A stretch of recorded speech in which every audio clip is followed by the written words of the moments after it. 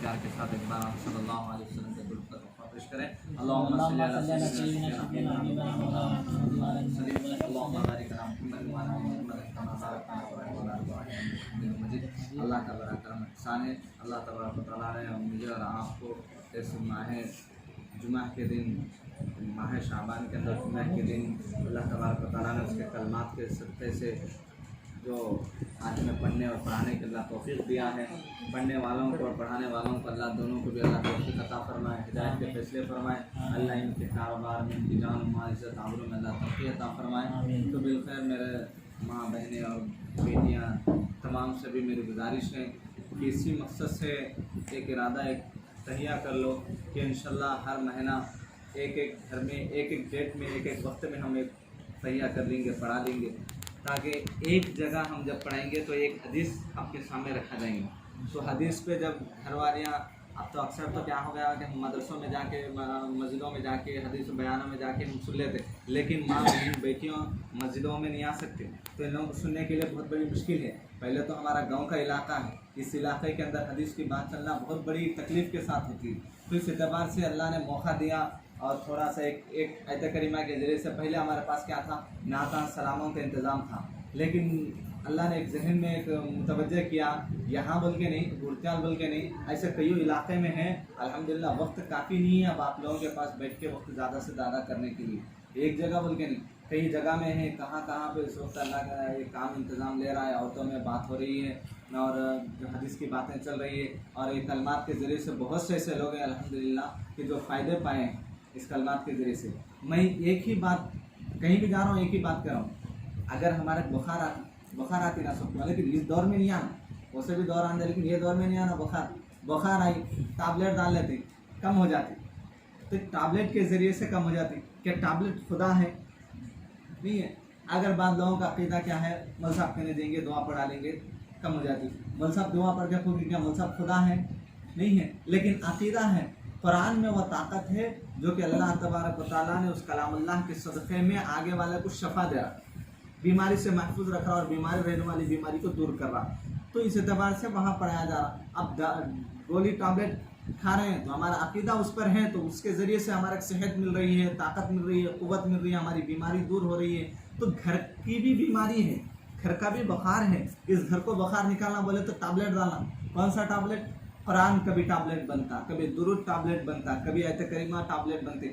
जब ये घर से हमारी ये चीज़ें दूर हो गई तो रहमत ख़त्म हो गई, अल्लाह की रहमत ख़त्म हो गई, गलबा आ गया, एक शैतान का वसवसा आ गया, मियाँ बीवी में मोहब्बत ख़त्म हो गई, आपस में बहन बहन में मोहब्बत ख़त्म हो गई, आज भाई बहन में मोहब्बत जो होनी चाहिए था, जो हक़ूक़ होना था, आज वो हक़ूक़ ख़त्म हो गया। भाई बहन को नहीं पकड़ा था, शादी हुई है तक बहना का पीछे फिरने वाला, शादी होने के बाद भाई बहन को नहीं देगा। आज ये हालात ये क्यों? ये कुरान की अज़मत हमारे घरों से लुट चुकी है, कुरान की रहमत हमारे घरों से लुट चुकी है। जहेज़ बात खरा ऐसे हैं कि जहेज़ में देने वाला कुरान फिर मरने के बाद भी ले जाके कुरान को मस्जिद में देते, मरो घर में खोल के पढ़ते नहीं, ऐसी हालत है। तो ऐसी हालत में क्या वो घर में अल्लाह की रहमत आती, बरकत आती, अल्लाह खुश होता। अब आप दावत दिए, अब आपकी दावत में हम आए, अगर नहीं आए तो आप खुश होते? नहीं होते। तो भी अल्लाह की दावत है, या अल्लाह हमारे उसके मकसद के लिए हमारे दुनिया में भेजा, तो फिर उसका मकसद अपन पूरा करना नहीं करना।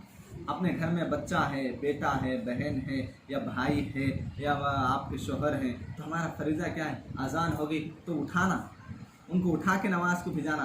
अब शोहर बेचारा दिन भर थके है, अब काम उठाएंगे उसको बोल के अगर आप अकेले नमाज़ पढ़ेंगे तो अल्लाह आपको भी जहन्नम में दाखिल करेंगे, आपको भी नहीं छोड़ेंगे अल्लाह। क्यों?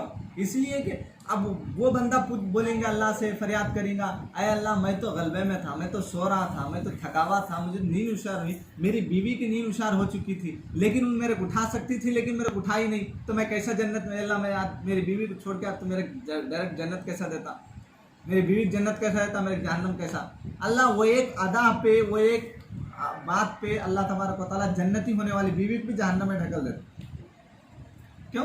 बीवी का हक था शोहर को उठाने के लिए, जो लेकर अनिकाह मिन सुन्नी जो लक़ब लेकर आए थे, मैंने कबूल किया, कबूल किया, कबूल किया, 3 अल्फाज में जो आपके हो गए आप राज़ी होने से, तो मरे दम तक वो आपके साथी थे, हमसफ़र थे, तो हमसफ़र को आखिरत की मंजिल में भी लेके जाना था।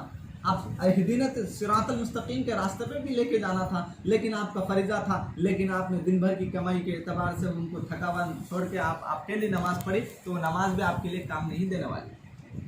अब बीवी थक के है, दिन भर मेहनत कर रही बेचारी, अब उसको कहाँ उठाऊं, मैं ही जाके नमाज पढ़ लूंगा, तो वैसे शोहर के लिए भी जहन्नम है।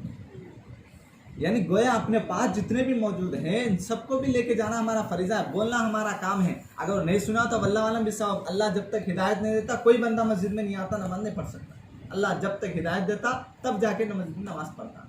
सब में खास आज अक्सर तबका ऐसा है कि लड़ाई झगड़ा करके नए शादियां होने वाले, एक बात मैं तो तजुर्बा नहीं है, आप लोग का तजुर्बा है अल्हम्दुलिल्लाह, लेकिन साल 1.5 साल 2 साल के शादियां होते मजबूत नहीं होते जितना कि 5 साल 10 साल वाली शादियां होते मजबूत।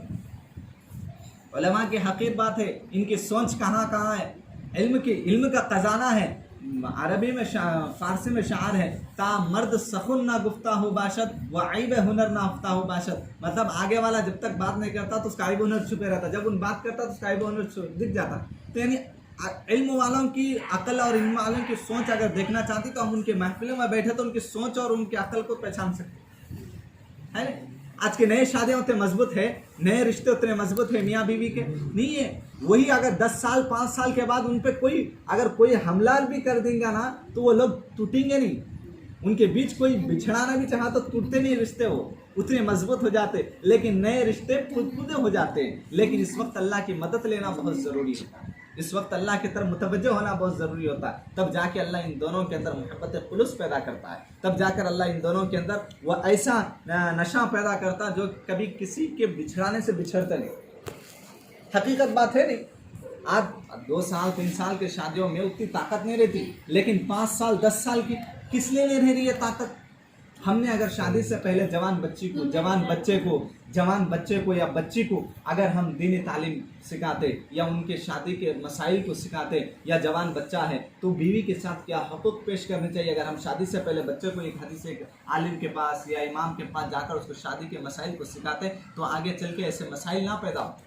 बीवी है, बच्ची है जवान, उस बच्ची को हम शादी से पहले अगर पर्दे के एहतमाम करते हुए किसी आलिम के पास जाकर अगर हम उस शादी के मसाइल को पेश करेंगे तो बच्चे के लिए भी उसका रास्ता निकल जाता। इस लड़ाई झगड़ा फितरा नहीं होता। आज अफवाहें नहीं फैली जाती, ये तूफानें नहीं फैली जाती जो आज हमारे जितने माशरे के अंदर मुसलमान माँ बेटी जो बिछड़ रही है, आज ये वबा नहीं आएंगी।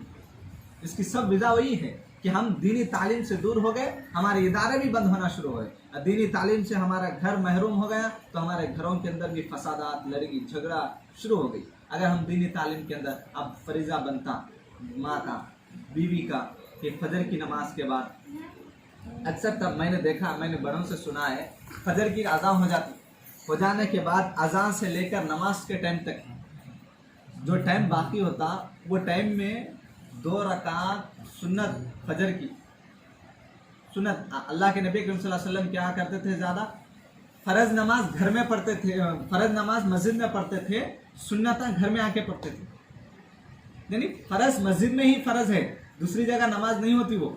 और सुन्नत घर में पढ़ना इसलिए कि जब जिस घर के अंदर अल्लाह का सजदा किया जाता वहाँ शैतान की वबा नहीं आती। आज हमारे घर सजदे में है, क्या हम सजदा कर रहे हैं?